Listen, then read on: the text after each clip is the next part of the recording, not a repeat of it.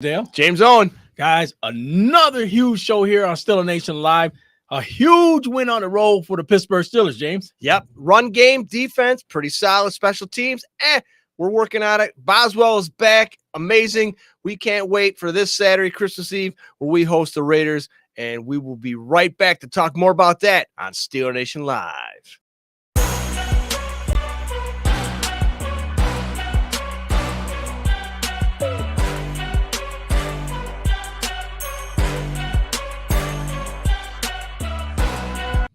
Hey, guys, welcome back. Steeler Nation Live. It's your boy Sanders Tisdale. And you all know me, James Owen. Guys, we had a lot to talk about. The Steelers' huge win on the road, no less. Steelers winning in Carolina. Right. Did a phenomenal job, James, on both sides of the ball with Trubisky at the helm, James. Right. You know, after Trubisky's last outing, Trubisky is, believe it or not, he is a good quarterback. He's been around the league for a while. He knows what to do back in the pocket.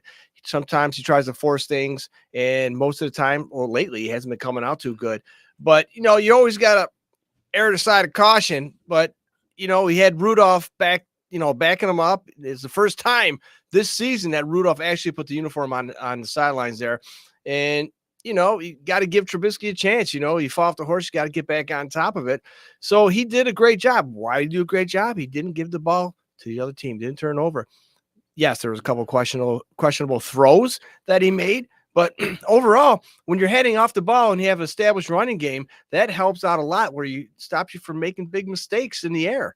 Yeah, you called it correctly. And that's the thing about it is the Steelers were balanced on both sides of the ball, offensively, defensively, and especially when the Steelers had that vaunted run game going. I mean, it was scary to see the Pittsburgh Steelers looking like the Steelers of old with the run game clicking. I mean, with the run game clicking, and like a lot of you guys out there, now there's a lot of people out there who said, you know what, maybe we should give Najee away. Maybe we should do ABCD. What could a man do if he's running into a damn stone wall from bad blocking? Yeah, true. Now, maybe you got to that point now on the offensive side of the ball to where the offensive line is starting to get into some kind of a groove.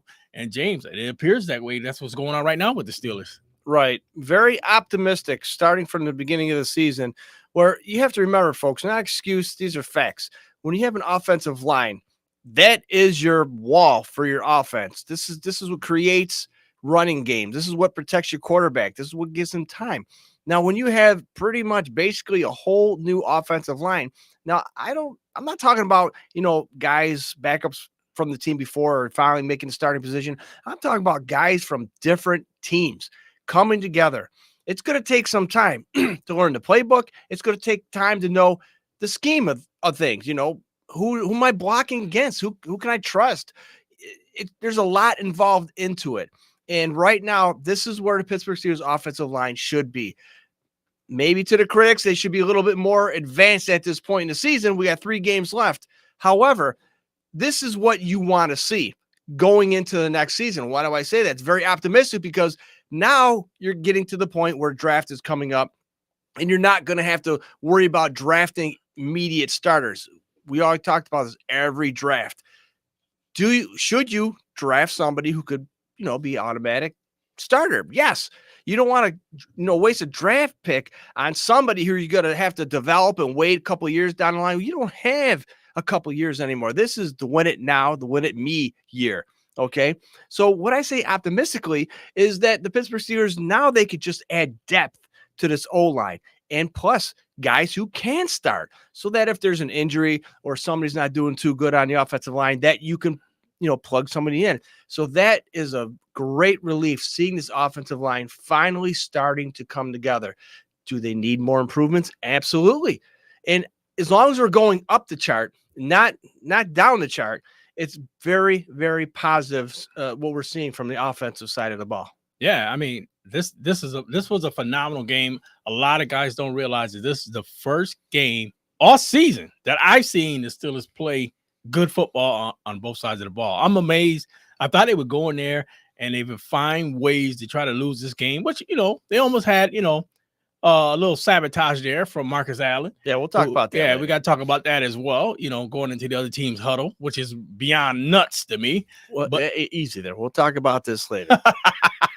There's two sides to every story. So you say. Right. But the thing about it is, let's get it out on the pipe right now. Trubisky, phenomenal job. Trubisky did a huge job, and not just a huge job. Trubisky did what was needed to be done to win this game. And he stood in the pocket. He found the correct receiver that was open. And you know what? Deontay Johnson, he made Deontay Johnson look like a great receiver again, which I still beckon, because every time Deontay Johnson gets his hands on the ball, this guy, I don't know who's ever taught this guy how to be a wide receiver. Because for him to catch a ball and then do I don't know if you would call it a circle type move to where he's cutting in front. Matter of fact, let me widen the screen. So where he's cutting in front to try to get around a defensive guy, but in the same aspect, he's losing 3 to 4 yards. Yeah. And I don't get it with this guy, man. Yeah, 1 step forward, 8 steps back. There were multiple times in various previous games where he had the first down. However, he wants to create more. You got to give the guy a little credit. You know, he's trying to do more than, he's trying to add to it. But you can't subtract to get positives. Somebody's got to clue this guy in. And the fact that he's starting to catch the ball on a regular basis, that's pretty scary too. Yeah. So I guess you got to keep on feeding him. He's going to keep on, build up that self-confidence, as long as Pickens, could be, calm and just, hey, wait for your turn. We'll be fine. But, we're going to fine tune this stuff. Right. So, you're perfect example, but he's catching the ball, and that's huge. And he's not only catching the ball, he's catching the ball on third down. Now, folks, if you're keeping score at home, and if you're a stat person, right?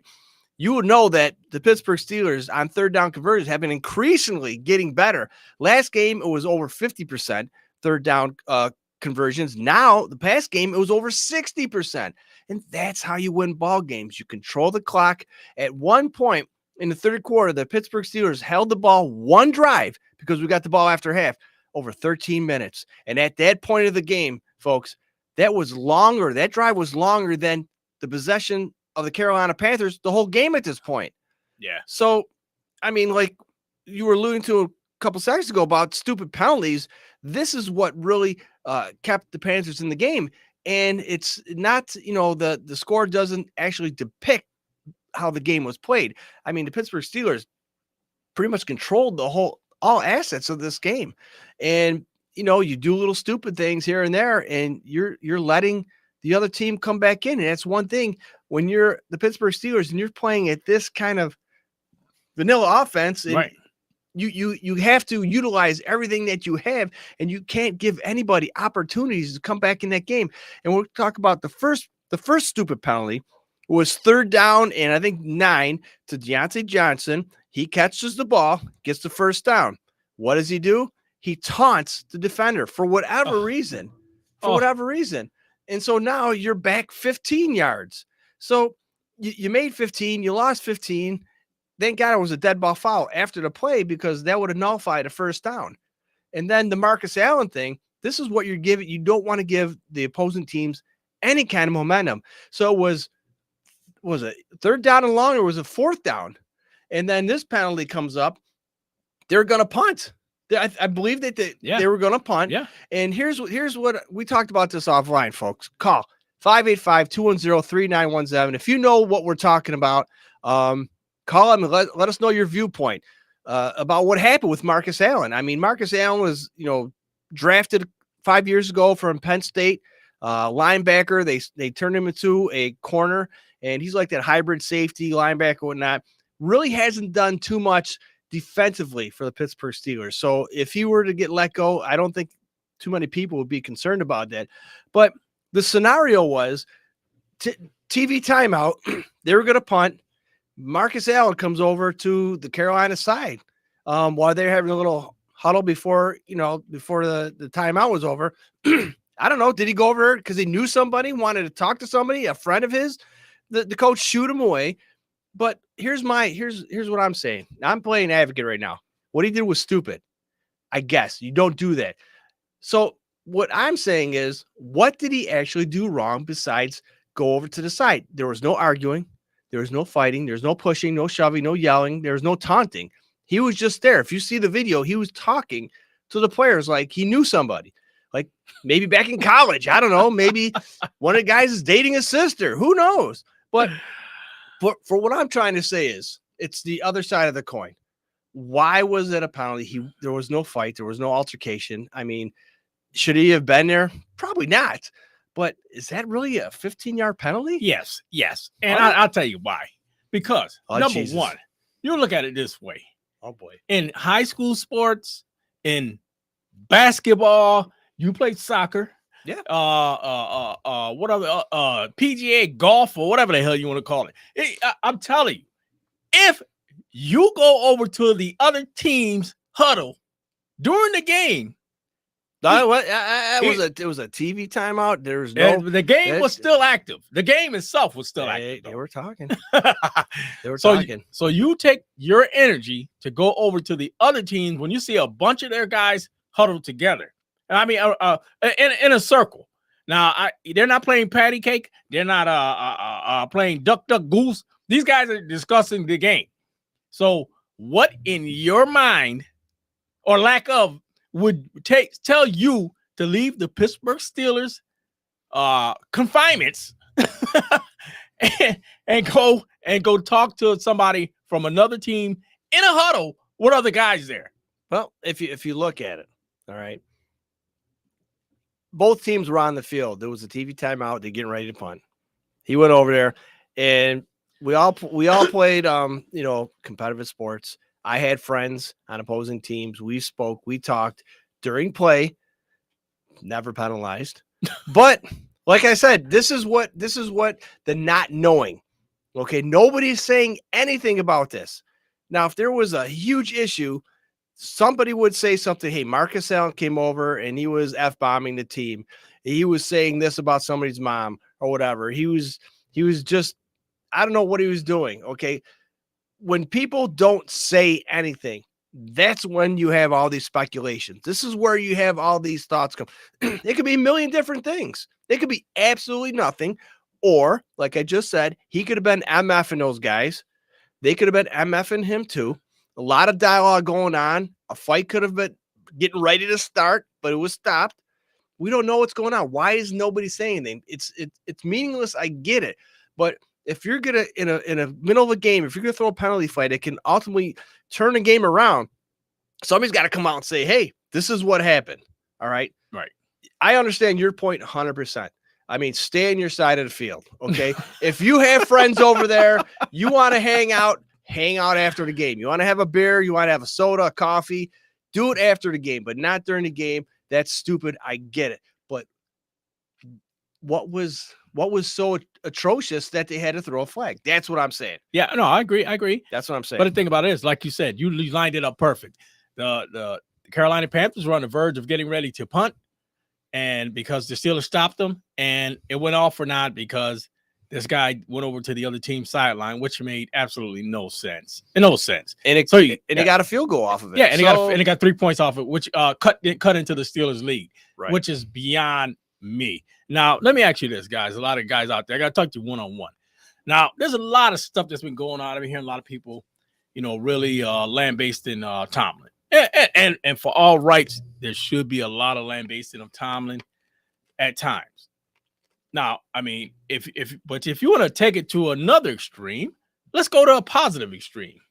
Tomlin's been the head coach of the Pittsburgh Steelers for 15 plus years or whatever. Yeah. Okay, now, Tomlin, right now, the Steelers sit at 6-8. Now, theoretically, I believe Tomlin probably is doing his best coaching of his career. And you know why I'll say that? Because Tomlin has new defensive coordinators. He's got new quarterback coach. He got everything is new for Tomlin. And he's still on the verge of almost having this team being competitive. And not just being competitive, day one of the best coaching jobs of his career. He went into Cincinnati, upset Cincinnati, a number one who was sitting there to crush us. Tomlin beat Brady. Everybody's beating Brady nowadays. But let's even look at it better than that. Gisela is beating. I'm just trying to be realist. Tomlin also Did Tomlin lose the game versus the Miami Dolphins? No. Well, here since They made adjustments. They made Yeah. adjustments from getting torched listen, in the first half and gave the team a chance to win. We had a young rookie quarterback in there who made a bonehead mistake. Let's call it what it is. yeah, That's all it was. And he was driving us. We were in position right now. That's 7-8. The Steelers would be right now. Now, let's continue on. The New York Jets game. Steelers were in a great position to win that. We had a young rookie quarterback that went in there and threw 3 interceptions. He's a rookie. I get it. In position to win these games. That's already 8-8. don't forget about the Ravens game we lost. The Ravens game. This stuff, like I said, myself, I told you, to Tomlin, if he does things that sometimes that used to make me pull my hair out, as you can see, it's gone. Now I'm working on my eyebrows. But the thing about it is, Tomlin, I believe, puts the Steelers in great positions to win games, and not just great positions. Does he make bonehead calls from time to time? I 100% agree. He's human. He's but human. But you can't blame him for everything. Just look at good example. The New England Patriots. New England Patriots were on the cusp of winning a game, and a guy decides, you say, you know what? It'll be a novel thing for us to throw the ball backwards, and let's try to win the game by doing the roundabout. Yeah, it was tied. Right. It was a tie game. You fall down. What's the harm of going in overtime? You know what I mean? Right. You're not going to break for a touchdown, so why do it? No. Now, if the Steelers would have did that, the first thing that would have been said was Tomlin has lost control of his team. Yeah. They're making bad decisions. A, B, C, D. You know what Belichick gets? Oh, well, it's Belichick. You want to see him lose. And don't get me wrong, I do too. But yeah, there is a double standard. And the more you talk, the more you're proving yourself right. It's that the double standards that there is, if nobody said anything about Belichick, you know what? If that was Tomlin, like you said, they'd want to have him fired the next day. Immediately. And you're getting back to your time. You're absolutely right. I mean, but the thing about it is being a leader. I'm just playing advocate here, right? Yep. Being a leader, you get your team ready to play the game. They should play it the way it should be played. Human beings make mistakes, but unfortunately, a bunch of our mistakes have cost us games. Now, let me ask you this question, Sanders. Yep. Right? If there is or was a head coach available right now, right? Okay, Mhm. We're talking top-notch coach, right? Almost Belichick-esque available out there. Would you have a different mindset about Tomlin staying or going if this coach would be able to come in and coach the Steelers? It's just a hypothetical because there's absolutely nobody out there right now. And what's going through my mind is, okay, right. Tomlin's been there for 15 plus years. He's got us to the Super Bowl a couple of times. He's got a one championship. We've been, many playoffs under Tomlin. He's gone through many teams. The Killer Bees, and still kept the Steelers afloat. This year, like you said, multiple new coaches and players on the team, still keeping the team afloat. We're barely keeping our head above water. I mean, we're 2 games under 500, but we haven't given up the ship yet. So the past coaches, the 2 coaches in the past 60 years for the Pittsburgh Steelers, right? Chuck Noll, his time was up, and everybody knew it. And so it was time to be replaced. Who's going to replace Chuck Noll? It's just like trying to replace Derek Jeter. It still hasn't happened in New York. They're still working on that. So now in comes this young guy, Bill Cowher, fiery defensive guy, comes in. He wins us a Super Bowl as well. And he did his 10 years, 12 years, whatever it was for the Steelers. He did great. Couple losing seasons. It happens. Okay. It was just we all knew when it was time for Bill Cowher's time to hang up the whistle. Right. Who gonna replace him? Where comes this young defensive backs coach from Tampa Bay? He had some time in Minnesota. He won a Super Bowl. I mean, the team escapes me who the Tampa Bay Buccaneers beat. I mean, I do believe they had 3 pick-sixes in that game under Mike Tomlin's regime as a defensive backs coach. Phenomenal job. Perfect guy to come in his team. Young, strong, motivator. The guys loved him. The guys followed him. And he's been there for 15 plus seasons. And we're seeing now, the team is starting to spread thin. We're like a normal team. We're like an average team now. And I do believe if there was somebody out there who can take over the reins of the Pittsburgh Steelers and try and turn his team around, I really do believe that Mike Tomlin, this would be his last year, because there's nobody out there. And because it's just, they're trying to give Tomlin just, as much rope as they can or leeway, to see what he can do, because he's brought this team out of depths before, 0 losing seasons. What are the options? There are really no options out there for the Pittsburgh Steelers. So I guess just rolling the dice and hoping he could turn his ship around, because, it's the Rooneys. They love him. He's doing a great job. He's done a great job. But at some point, you have to look at yourself, say, hey, the merry-go-round ride is over. I mean, there's going to come a time where Mike Tomlin's going to step down, but who can you replace him with? Yeah, I mean, 100% agree. And that's the thing about it, because sometimes I think about it, I say, okay, you know what? Who will be a viable candidate out there to replace Tomlin? And I keep coming up with some guys, but you know what? Look at the guys, Matt Patricia or whoever from the Patriots. You get these young guys and you say this and you say that, and they come in and they're horrible. Right now, Jeff Saturday, he had one. It wasn't really his fault, but he's a young guy coming in. But Jeff Saturday is a young guy coming in, and these guys had a monumental loss, which was ridiculous, and it wasn't his fault. He had a guy at the helm of the game, the quarterback that controls the game, who knows how to lose big games. Huge, yeah, huge game, yeah. So, but that's the thing about it, and the thing about it is, right now, like you said, James, I agree. I think Tomlin is in a position right now where he's okay to stay with the Steelers, and you got to let it pan out. You got to see how his pick did with, just like you did with Cowher when he brought in Ben Roethlisberger. You're bringing in this young quarterback, and we got to discuss that a little bit more about Kenny Pickett, but you're bringing a young quarterback, and this young quarterback, let's see what he does with him. Let's give him a chance to see what he does with him. See if he can grow this guy. See if he can turn this guy into something else. Hey, guys, we got a caller on the line, so we're going to check that out right now. So let me see if I can bring him in here. Give me 1 second, caller. Hold on 1 sec. Sorry about that. All right. I think we got you in there. Who we got on the line? I'm still a Nation Live. You know who you got, the best team in the NFL right now. Who are they? Pittsburgh Steelers. Pittsburgh Steelers, buddy. San Fran, Steve. Welcome to Steeler Nation Live. San Fran, we're hoping, Steve, you would be calling up tonight. Big win for you guys against the Seahawks and that Geno kid. I tell you, he's somebody to be reckoned with. I mean, he's just shocking the world right now. But, once again,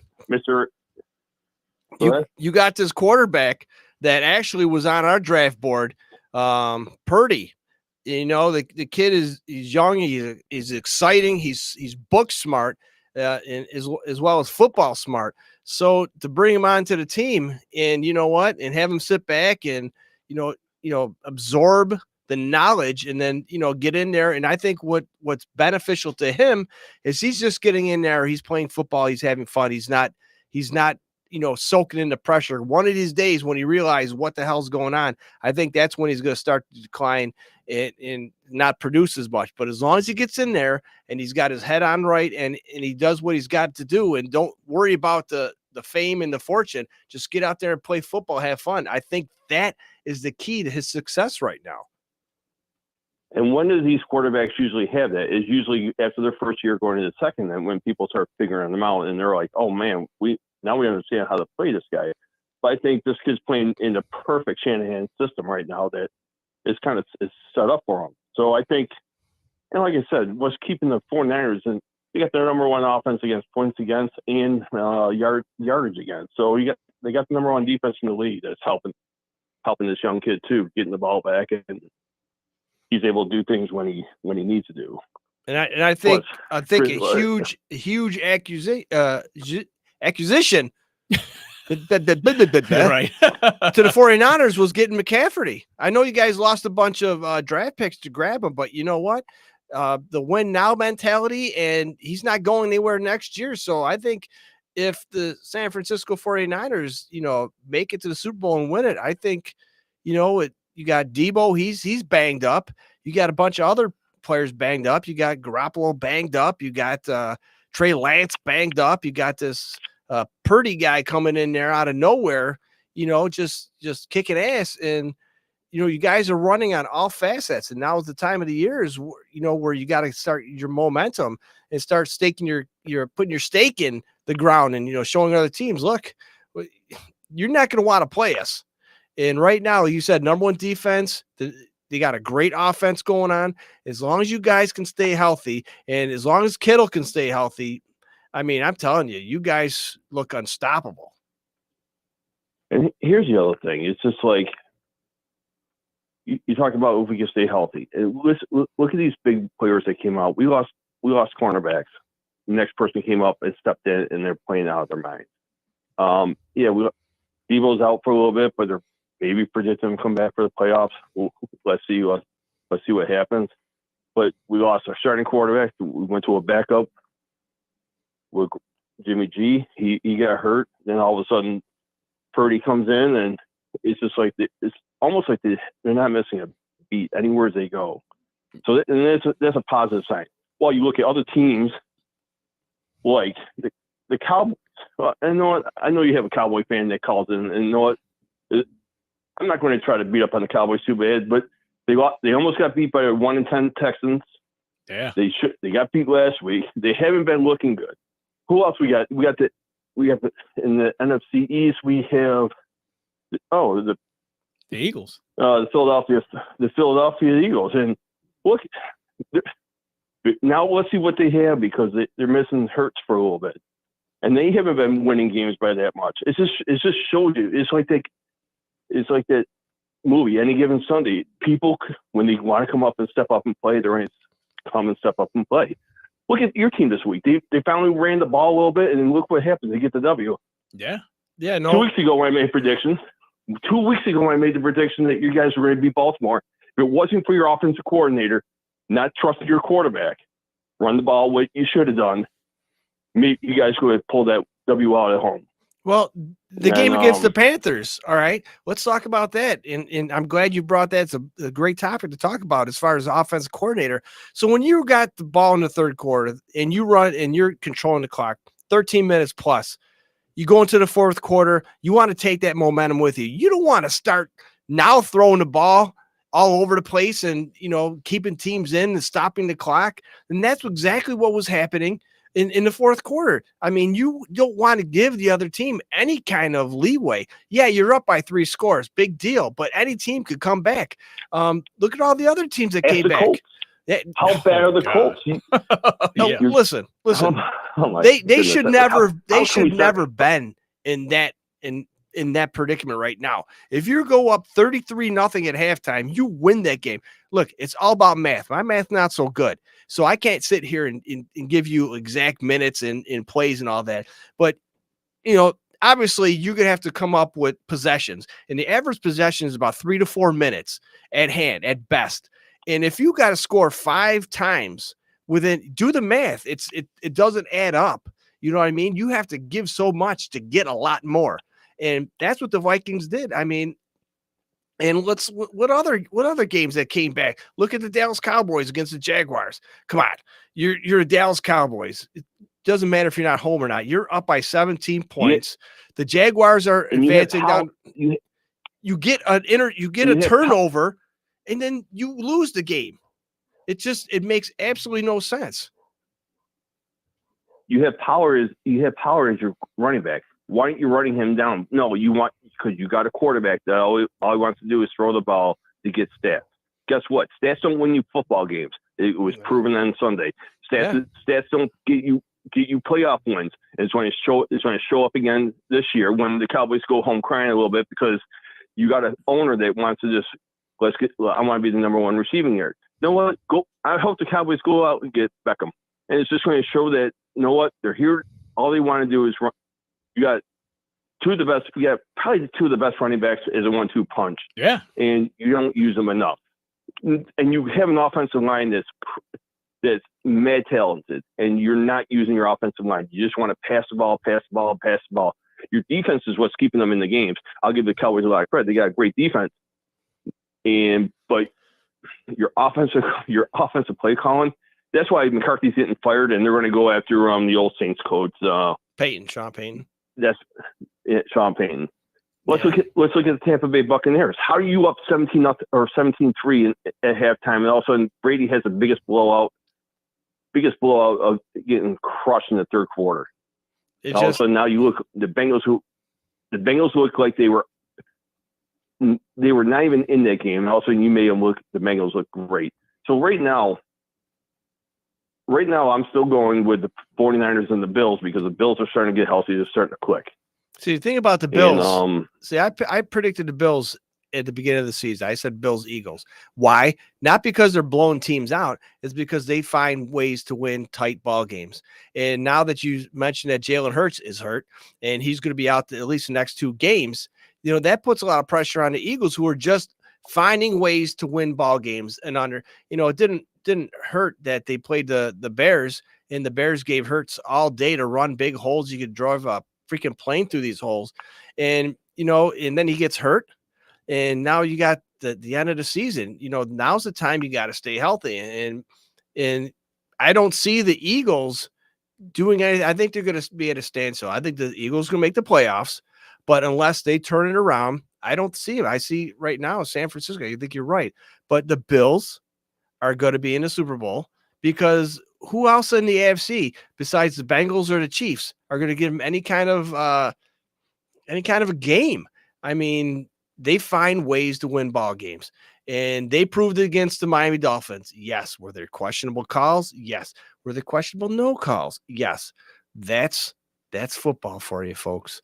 But San Fran, Steve, I also want to make sure I'm going to get 2 scores from you this week. Yes. Because I want to get the score. I'm not sure who the 49ers are playing this week coming up.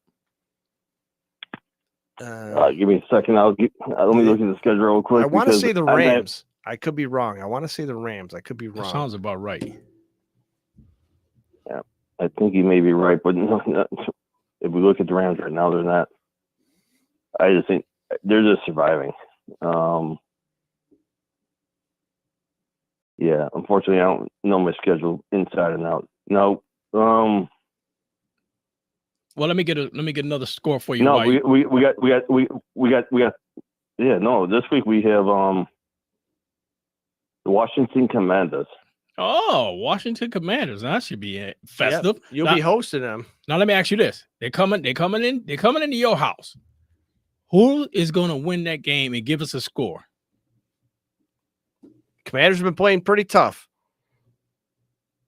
Yeah, what? Because they just get beat by the Giants.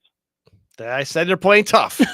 I didn't say they're winning every game. I said they're playing tough. At no point did I said they're winning games. I said they're playing tough. 36-13. Dang. Ooh. 36-13. You think 49ers. San Fran's going to lose by that much? Hey, well, just keep it up, James. One more loss. You guys have your first losing record. Losing record in 17 years. You know what? We've had a losing record for the past, I can't tell you, the last time we won a Super Bowl, because I'll tell you what, if you don't win a Super Bowl, I don't care what record you have during that season. If you're 15-1, if you're undefeated, if you go to the Super Bowl and lose, that's a losing season. I don't care. Prove me wrong, because that's the ultimate goal, is to win that freaking Super Bowl. And if you don't win it, I don't care what your record says. It doesn't matter. You're a loser. Should we ask the New England Patriots for a few years ago? Yeah, that's true. When they were undefeated, when they went undefeated and they lost in the Super Bowl. All right, San Francisco. I got one more for you. I got the Steelers versus Christmas Eve night, 50th anniversary. We got the Raiders coming to Pittsburgh. Give us a score. Ooh. The anniversary of Immaculate Conception. Yeah. The one that Franco. Man, he pull it out of the air. He pull it out of the air. Franco Zale. Hey, that's that. You sound just like him, too. See, it's hard because Jacobs, when they run the ball with Jacobs and I agree. And a lot. They're hard to beat because it's such play action pass, and you got Adams. So it's just like I think you guys might have trouble in this one. Okay. What do you see as a score though? We've had trouble all year. All right, yeah, because I've been calling your games pretty close, and I think the Raiders are going to actually pull this one out, and I think it's going to be 24-20. 24-20. I got you. San Fran Steve 24-20. I got Commanders 42, San Fran 3. It's going to be a blowout. Bloodbath in Candlestick Park, wherever you guys play. That's your prediction? No, it's so not. Might call you on Sunday. No, it's not. Trust me. It's going to be a lot. It's going to be a lot closer than people think it's going to be. And if you want to score for me, it's going to be 27.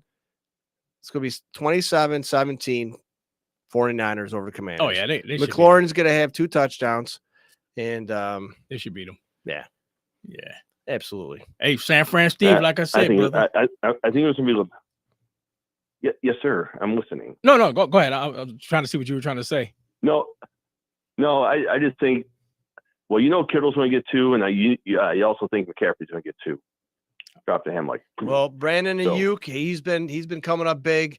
The ground game is as long as Debo can stay healthy, and as long as you have a quarterback who makes plays, nothing extravagant, nothing Brady-esque, but you don't have to be as long as you keep on winning ball games, and that's what he's doing. So yeah, kudos to him. Wait, quick question to you guys. When you guys can, who's your starting quarterback this week, or is it still up in the air? It's going to be Pickett is going to be starting quarterback as of right now. It's going to be Pickett. Yep.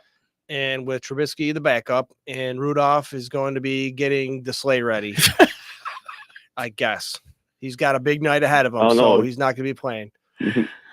Well, maybe Rudolph. Maybe Rudolph can get ready to go to either the Carolina Panthers, or he could go to. If Baker gets hurt out in L.A., they might be looking for another quarterback too. Well, maybe we can trade him for the Bears for another second-round pick. Yeah, right. You never know. All right, San Fran. Hey, listen, you guys have a Merry Christmas. We'll talk to you next week, and I'm looking forward to it. You got it, pal. Take care of yourself, Steve. San Fran Steve. All right. That's it. That's what we're talking about. I love it when guys call from other teams and they try to give us feedback. You know what? Because it is. That's how you open it up wide. But there's no other nation like Still a Nation. No, and you know what? We get the feedback from these guys because these guys are looking from the outside in. So we try to get their feedback as well. Sure. We want your feedback too, folks. 585-210-3917. It's 585-210-3917. Call the show, text the show, message the show. Let us know your thoughts. Should Pickett start? Should Trubisky start? Should we give Mason Rudolph a shot? Who knows? Call up. Let us know what's going on. And now we're going to talk about a couple stats from the last game. The Pittsburgh Steelers had 325 yards altogether, 156 on the ground, 169 in the air. Time of possession, 36 minutes and 11 seconds. Penalties is what will kill us. It's a bad day. We usually been doing pretty good all season, but 7 penalties for 81 yards, 0 turnovers on both sides of the ball. And me and Sanders talked about this before the show, that this is the first time this year the Pittsburgh Steelers had won a game that did not create a turnover. We didn't give the ball up either, and we did have 3 rushing touchdowns in this game. Deontay Johnson still has not found the end zone as far as receiving touchdown, and I think this is like one of the longest droughts of Pittsburgh Steelers wide receiver, number 1 wide receiver, who has not found pay dirt. And Pittsburgh Steelers, we ended up with 22 first downs as opposed to the 12 first downs for the Carolina Panthers. And not, what happened. I mean, what's not really bringing attention to this game was there weren't any really big splash plays. And that's what you look for when you get a game like this that was close, but not really that close. A turnover, something sparked something. And this game was pretty bland, pretty, nothing exceptional happened. We did win, but thank you. But I love the fact that the Steelers, like I said, it was a well-balanced game. And the fact the Steelers went out there and they did what they had to do. You got to beat the teams that you should beat. Like I said earlier in the show, about us, should have been upsetting the Dolphins. We should have beat, the New York Jets. Those are the games that we should have won. Right. These are games that to be honest, I think we should have had a phenomenal record this year, to be honest, if you look back on some of the losses that we had and how close we were to winning some of those games. So it was a phenomenal thing to see. Yeah, there's a lot of with a rookie quarterback. Right, a lot of ifs there. If we would have beat this team, if right, we would have right. If my mom had wheels, she'd be a bike. I mean, we could be here all night talking about this. But yeah, football. I agree with you totally.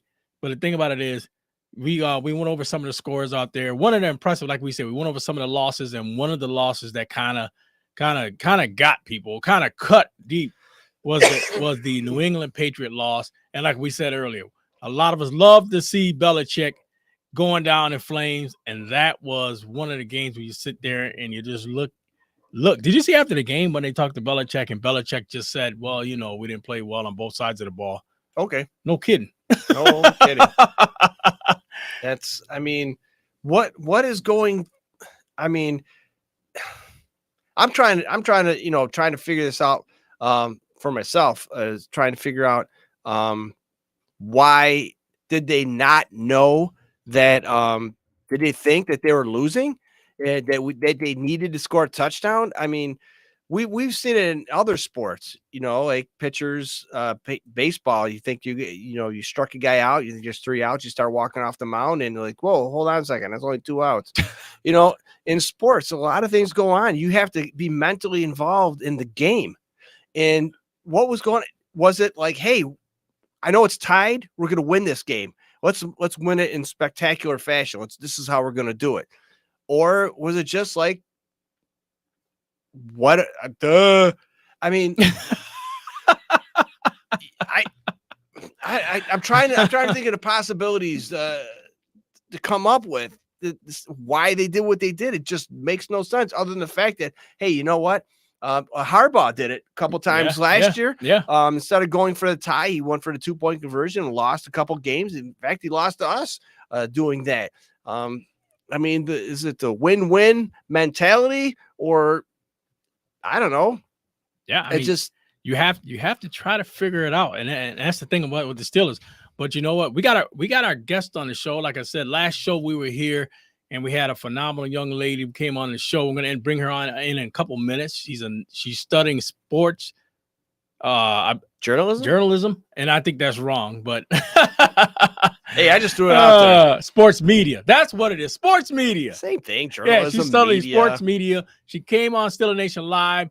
We want to let her know how we do it here. Phenomenal young lady. We'll bring her on in a minute. But one thing I'm going to touch base on real quick before we bring her in is that the Pittsburgh Steelers, I think, in playoffs, James. Playoffs? What do you think?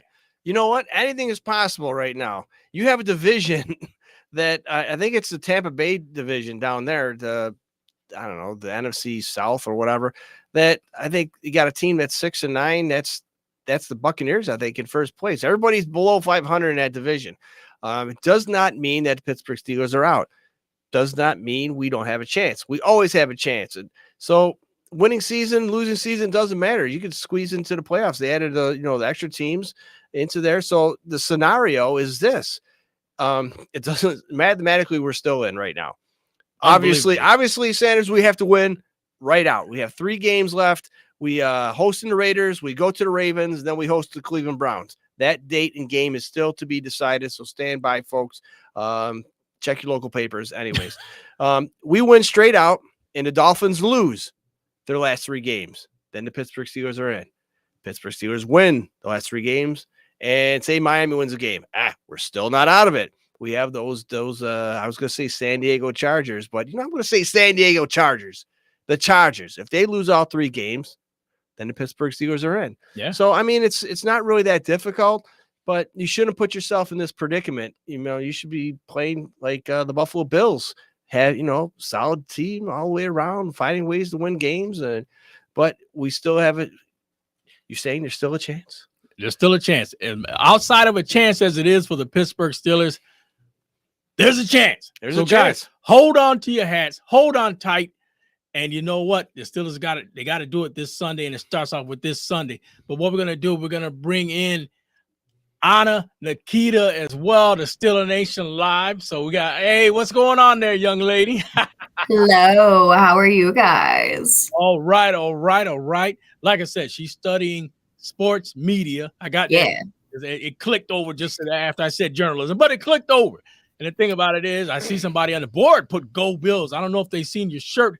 Is that a Bills shirt you got on again? Oh, yes, there it is. And listen, I'm staying at a friend's house tonight, so you're gonna get your Joan Montana jersey that you hate in the back next week.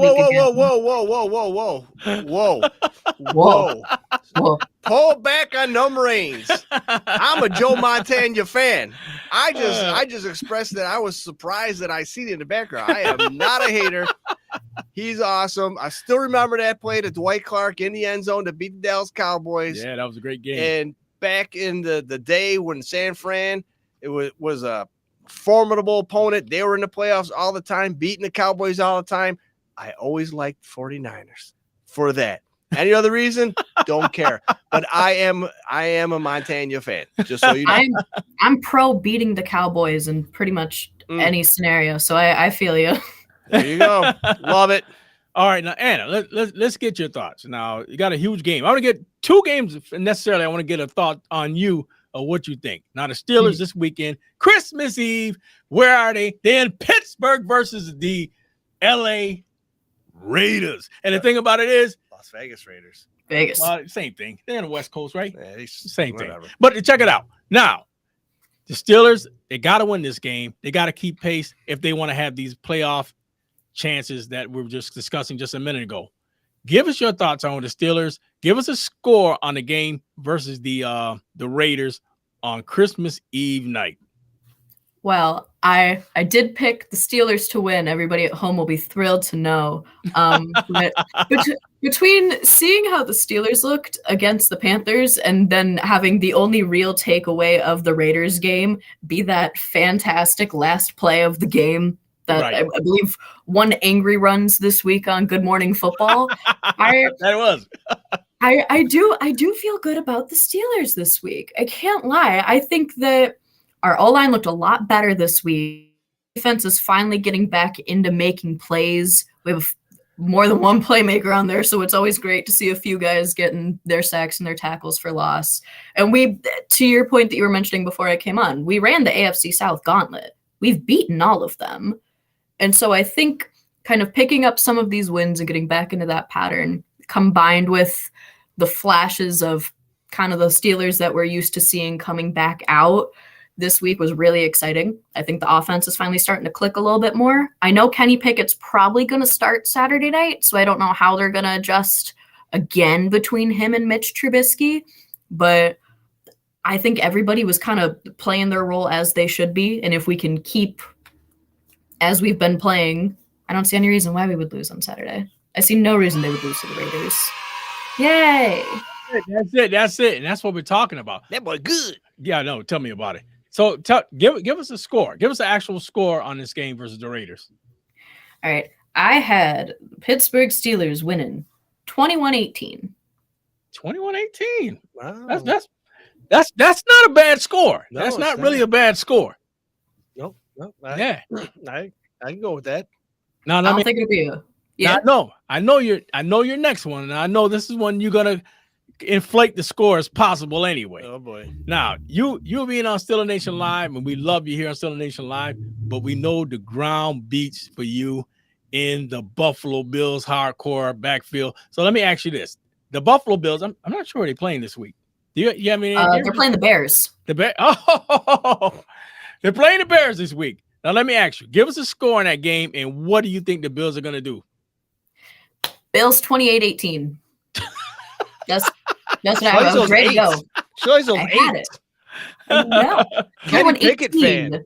Kenny Pickett fan. I like it.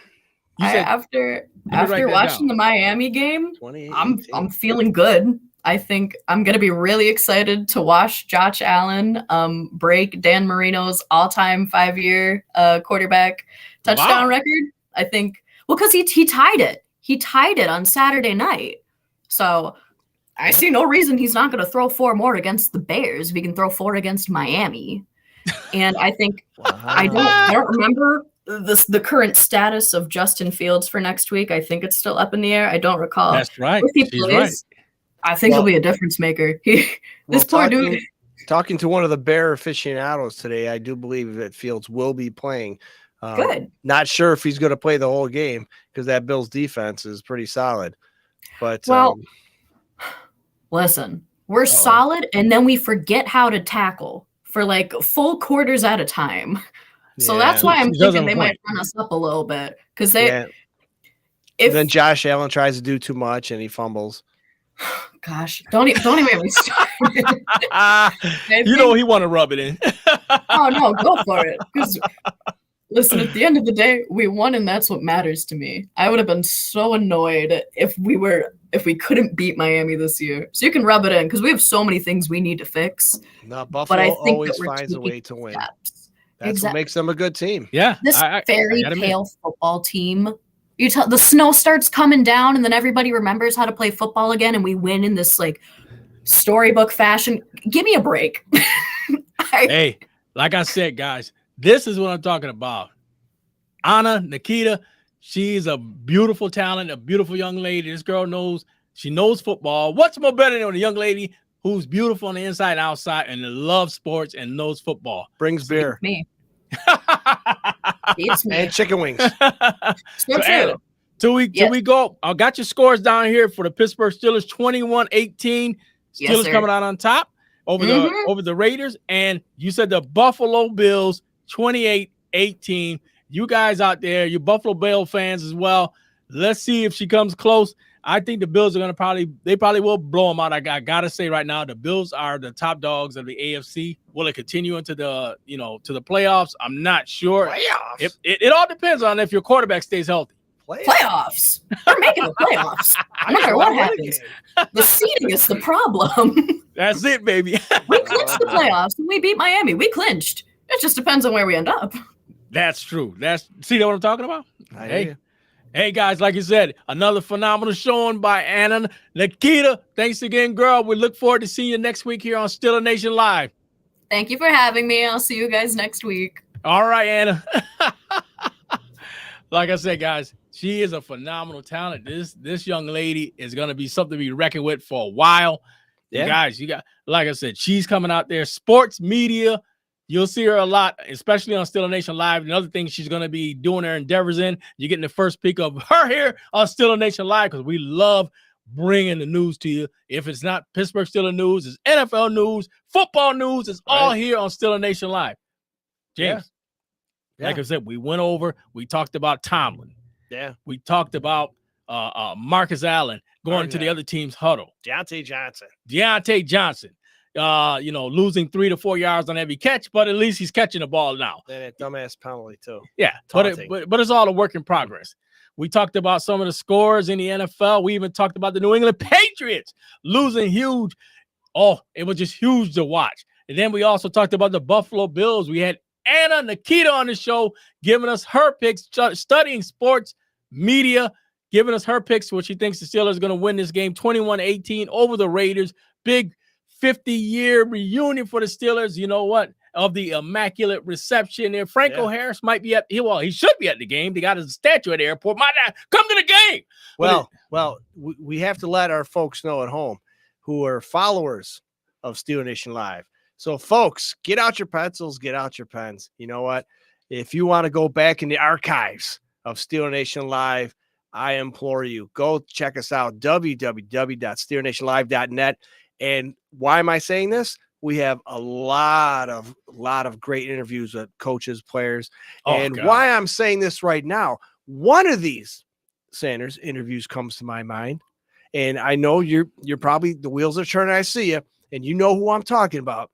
The man who caught the ball, who almost caught the ball, Frenchie Fuqua. Yeah, that's right. Frenchie Fuqua was a guest on Steeler Nation Live. He stopped by the studio, and I implore you folks, if you want to know if Kevin Green, if it Frenchie was- yeah, Fuqua, if it Willie was a Parker, catch. all these guys were on our show. All these guys talked to us. They love it. Dwight Stone, you name it. Dwight I mean, Stone, who else? Max Starks. Max Starks, the wide receiver for the Steelers. Yancey Thickman. How did I forget Yancey Thickman? Remember Yancey Thickman? Yancey was on the show. Exactly. Exactly. Kevin Green. I mean, it's Donnie Shell. All these guys were here on Steeler Nation Live. And you know what? And don't forget our main man, the kicker for the Pittsburgh Steelers. Jeff Reed's a regular here on Steeler Nation Live. When we do it here, we do it hard. And we also like to help other entities out there because it's all about brotherly love here on Steeler Nation Live. That's where you get it from. Like James said, check out our website, www.steelernationlive.net. Also, James, give us your pick for the Steelers Christmas Eve night, versus the Raiders. Give us your pick, guys on the board. Give us your picks as well. I will in a second, but I would be remiss if I didn't do a shout out to Jeff Reed, since we're talking about him. Jeff Reed could not be on the show tonight. He's under the weather, and he loves to be on the show. He loves to be our analyst. He loves to talk to football. He loves to talk the game.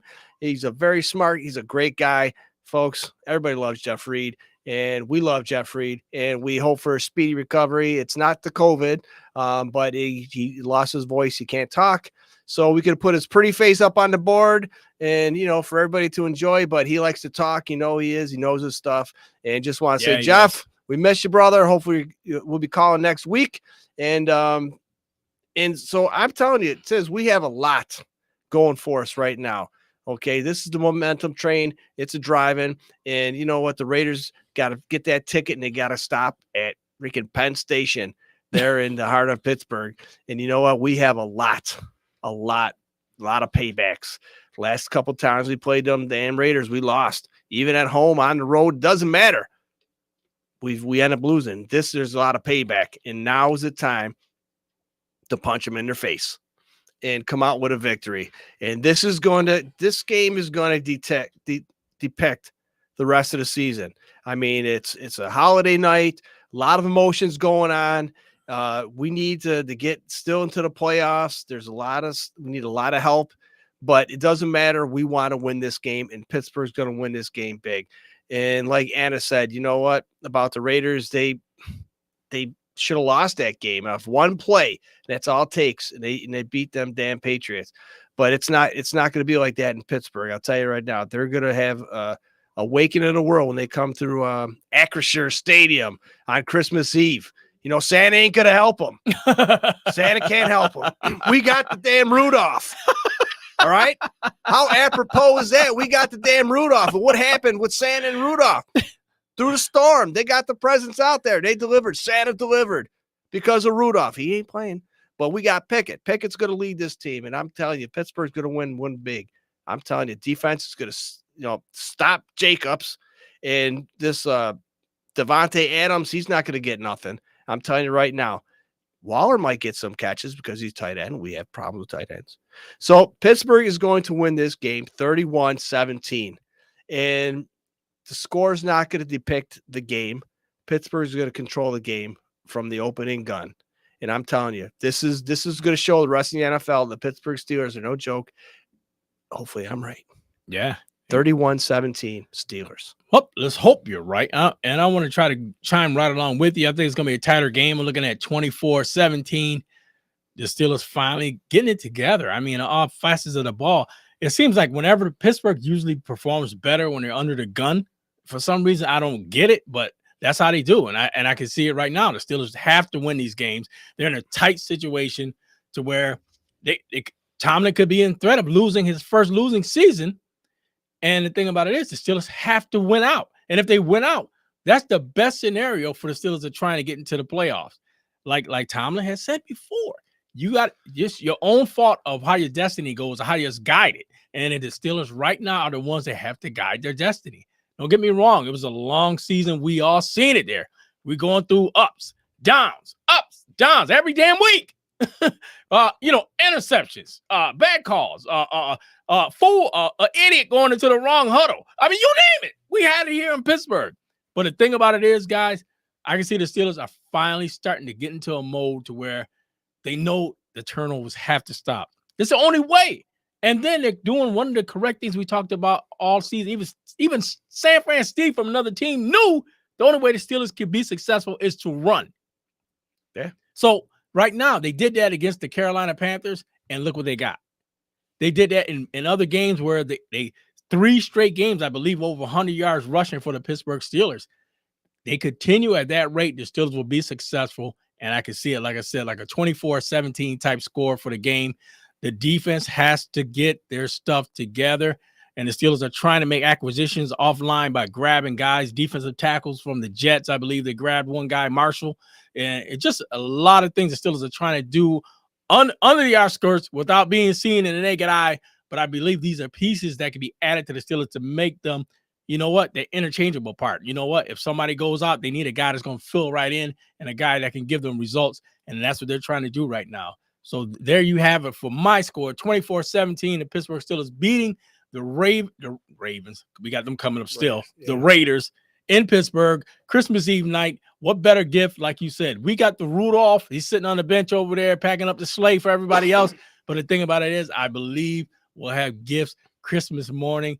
Pittsburgh Steelers fans, you young guys out there who are Steelers fans, make sure you wake up, you open that gift to a 24-17 Pittsburgh Steelers win. Or what was the score you had? You had a huge 31-17. 31-17. Damn. Yep. I don't know about that, but we're going to go for it. Yeah. Yeah. And what's that? We didn't talk about the Ravens losing to the Browns. So we got to keep pace with the Browns. Yeah. Justin Tucker misses 2 field goals in one game. Isn't that unbelievable? He didn't miss 2 field goals in any given season. 2 in one game. And they lose. The Ravens didn't even score a touchdown, which really pisses me off because we should have beat them as well, even with Justin Tucker making field goals. Yeah. So there you have it, folks. Hey. But we got to play him. We got to play him in 2 weeks. You know it, brother. Hey, guys, like we said here on Steelers Nation Live, another show in the books. Thank you, guys. Make sure you go by our website, www.steelernationlive.net. Check out myself, James, and all the shows we've done. And make sure that you keep checking us out. And we love the support we're getting from you guys. So, again, from Sanders Tisdale, James Owen. Another show in the books. So, guys, we'll see you next week, Tuesday, with a huge win. Pittsburgh Steelers doing their thing. Out.